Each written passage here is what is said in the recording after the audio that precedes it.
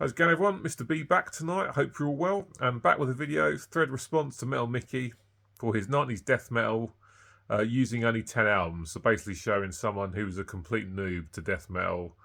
10 albums from the 1990s which showcase death metal style. And the slight differences throughout various places in the world for the genre. Going to get started after a sip of the usual coffee. But if you watched Mike's live stream with me and Mike on Friday night, thank you very much.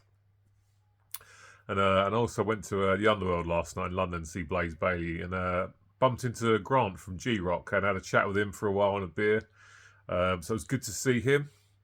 Going to get cracking out with the 10 albums from the 1990s for death metal. For my choice for Florida, I'm going to go with a band I absolutely love. And people usually show the 2 albums that come before this. So I'm going to show this one because let's show this album some love. And I think it flies under the radar a little bit.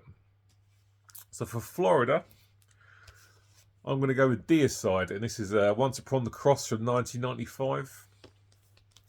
I think the 2 that come before this, the Self-Titled and Legion, are a little bit more brutal than this. But this is definitely no slouch in the brutality. But I think it's just the updated production in this that makes it sound a little bit more accessible to the ears. But a fantastic album, it has to be said. I mean, for me, this is a 10 out of 10 album. There's no bad songs on this. 9 songs and they're all killer. But fantastic stuff. Really strong songwriting. Some of their catchiest songwriting, but the tracks are still brutal. You've got stuff on this like title track, Christ and I, When Satan Rules His World. Kill the Christians is pretty brutal, it has to be said. Trickle Betrayed, They Are the Children of the Underworld, probably one of the catchiest songs on the album. A fantastic chorus, great riffing. To Be Dead, Behind the Light Those Shall Rise.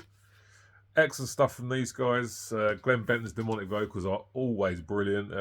Nice riffing and solo from the Hoffman brothers on this.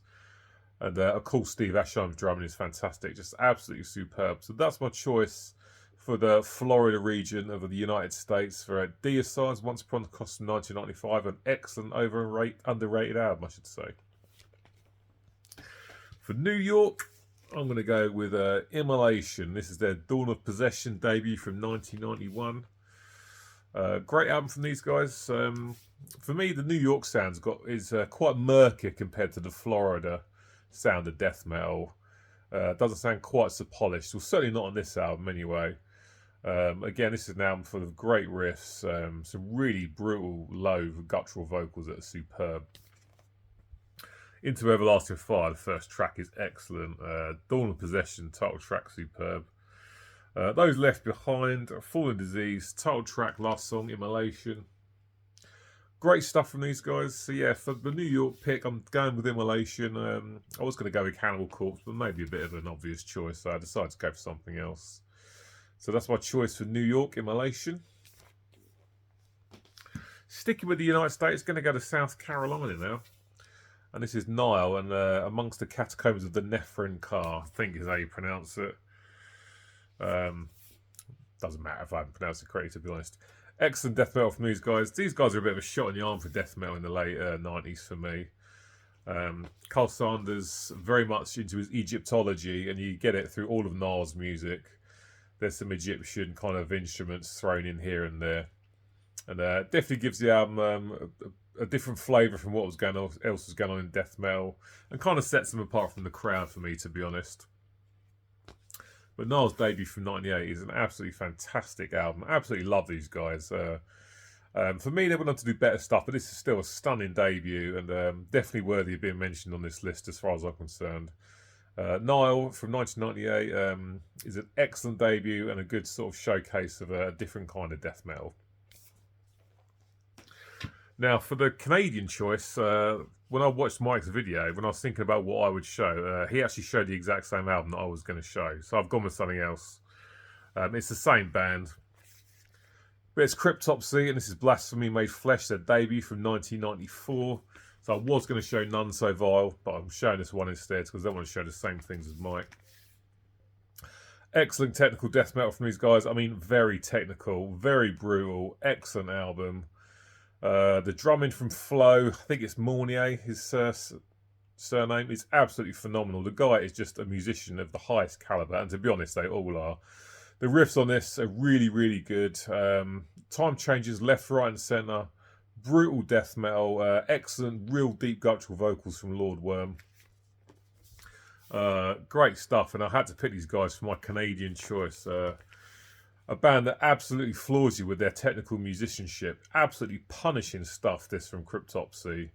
I like all of their eras. I know a lot of people are not too keen on the more recent stuff. Not a problem for me, but if you want punishing technical death metal, then Cryptopsy are definitely bringing the goods back in the day. So that's my choice for Canada. Cryptopsy's Blasphemy Made Flesh. Excellent stuff. Now for the UK choice, I'm going to go with Carcass, and this is their Heartwork album from 1993, and I'm choosing this one because, of course, this was quite the departure, or huge departure certainly, from their first two albums. And it's even more of a departure from Necroticism as well. This is the first Carcass album I ever heard.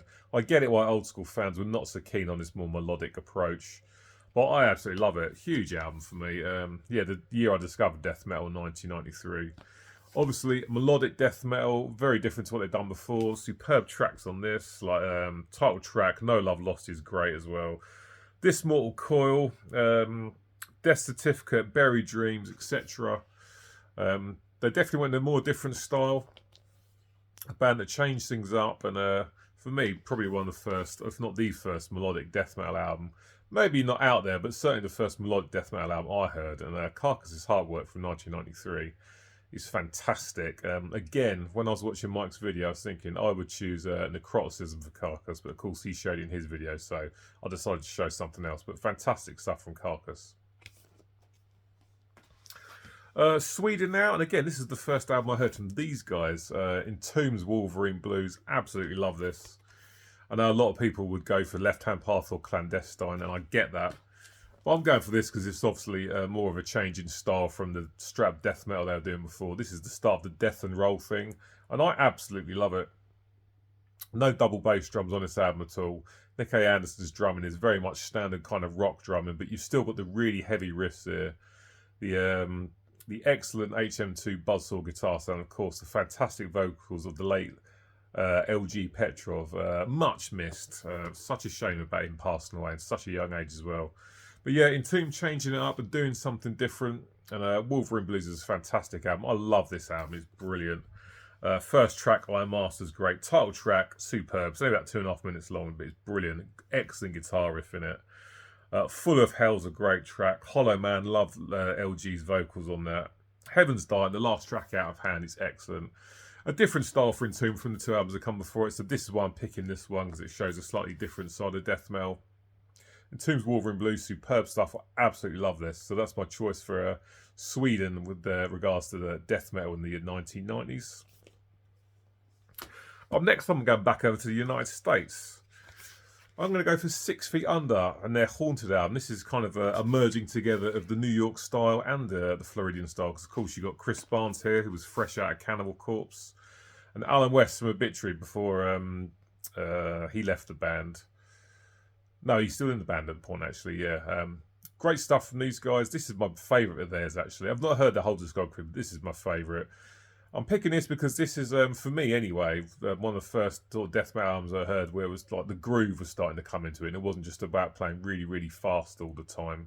Musically, it's fairly similar to Obituary, but obviously it's got Barnes' excellent vocals on this. Great stuff. I think it's got Terry Butler on the bass as well. First track, Enemy Inside. Silent Violence, brilliant song. I absolutely love that. Lycanthropy is fantastic. Beneath the Black Sky. Remains of You, Suffering in Ecstasy, Torn to the Bone, stuff like that. Yeah, more of a groovier side of death metal, especially from what Chris had been doing before with Cannibal. So that's why I'm choosing this. 6 Feet Under's debut from 95. It's a nice slice of groovy death metal that I really enjoy. And it's a great stuff, and I really like this one. Excellent stuff. Up next, and the only CD I'm going to show, and I'm sticking with the United States, but I'm going over to California now for Exhumed and their debut album Gore Metal from 1998. Punishing death metal from these guys, really, really good stuff. This is an intense and ferocious album, which I absolutely love. The reason I'm picking this because they stuck a little bit of a grindcore in there as well. So you don't just have like the death grunt lyrics, vocals. You have the very high shrieks as well, which is very reminiscent of the grindcore style.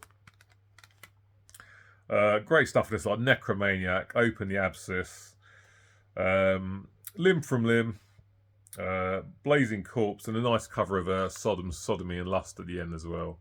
Punishing death metal from these guys with a bit of grindcore in there, so that's why I'm choosing this one. Exhumes Gore Metal from 1998 is a fantastic album, and definitely worthy of being included in this list for me. Over to Holland now, and for a criminally underrated album, and this is Pestilence and Spheres from 1993. I'm choosing this because this was Pestilence, again, doing something different, moving away from their previous sound. I absolutely love Testimony of the Ancients, which came before this. But I think Spheres is an incredibly underrated album, has to be said.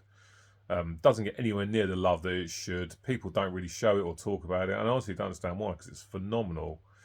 Patrick Mameli, of course, the guy behind this band. A very avant-garde album, very forward-thinking, doing something different, not just doing the same old thing.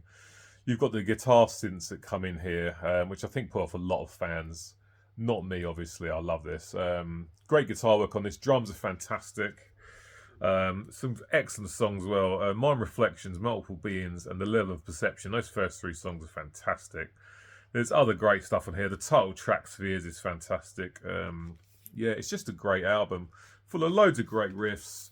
Drums are fantastic. I love Patrick Mameli's vocals. If I was going to criticise anything about this album, it's the guitar tone's not the best. But it's certainly not terrible. But they've had better guitar tones. But for me, Spheres by Pestilence is a hugely underrated album that doesn't get anywhere near as much love as it should.